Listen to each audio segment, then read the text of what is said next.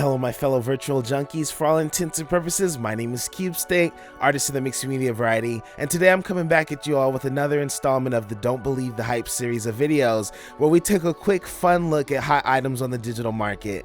Today's tech has become the centerpiece of home entertainment during this series of unfortunate events. The Oculus Quest 2 from Facebook has garnered the attention of anyone looking for a simple, inexpensive solution to VR.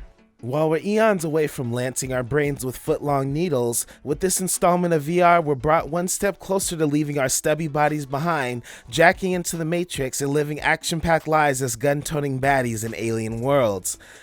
I would stack up a VR headset's features as I would those of a gaming console. How easy is it to use? Can it play the games I want to play? And finally, does it even have the games I want to play?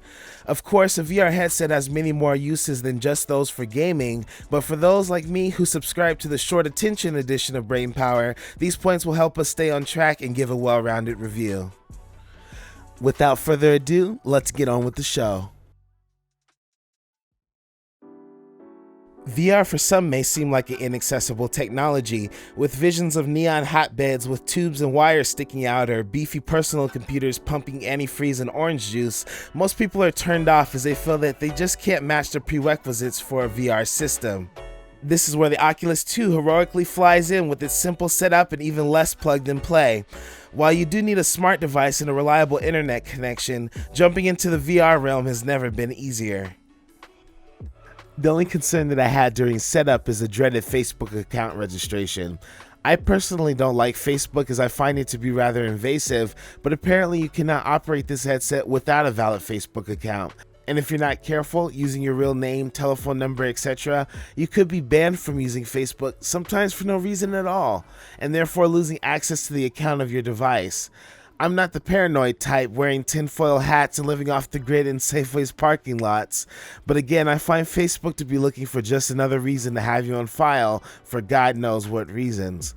The Quest 2 is the answer to my initial concerns, being tethered to a computer, but with the lingering threat of Big Brother finding out which fetishes they could sell me adverts on, I'm kind of wishing I hadn't sold my Rift S, but I digress.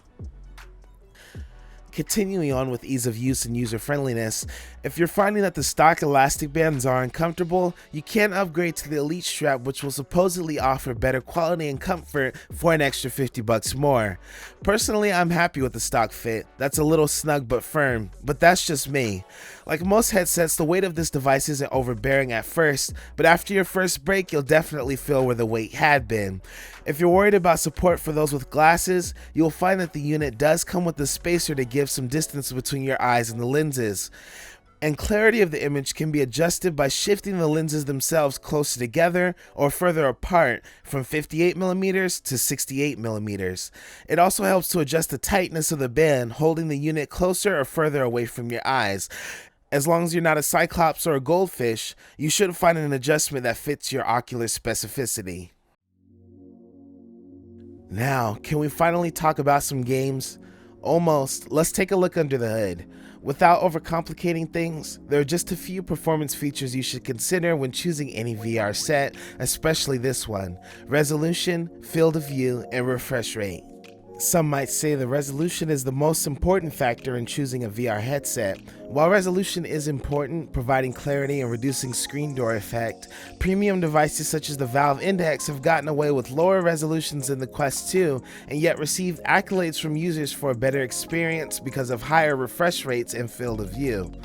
It's a balance between factors, and best put by VRHeadsetAuthority.com, a good resolution wouldn't mean much if the refresh rate is terrible.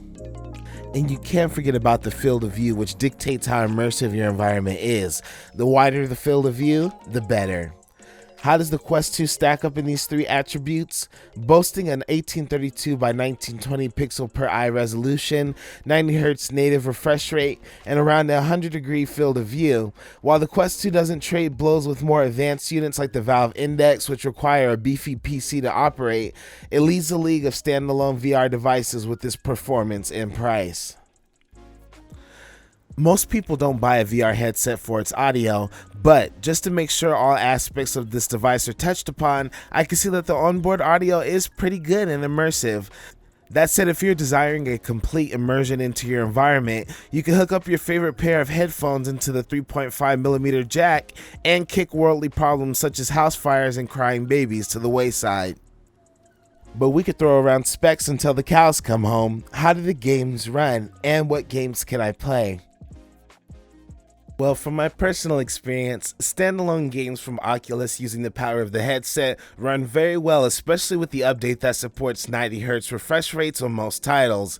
Some of my favorites like The Thrill of the Fight, Super Hot, and Robo Recall all provide immersive, engaging entertainment. But without access to collections such as those through Steam VR, you can't help but feel like you're missing out on great games with a more complete experience like, say, Half-Life Alyx, War Thunder, Star Wars Squadrons, and other games that support VR through a capable PC. While it is possible to play such titles on the Oculus, it requires a reliable Wi-Fi or USB-C connection to a computer that can handle streaming your content.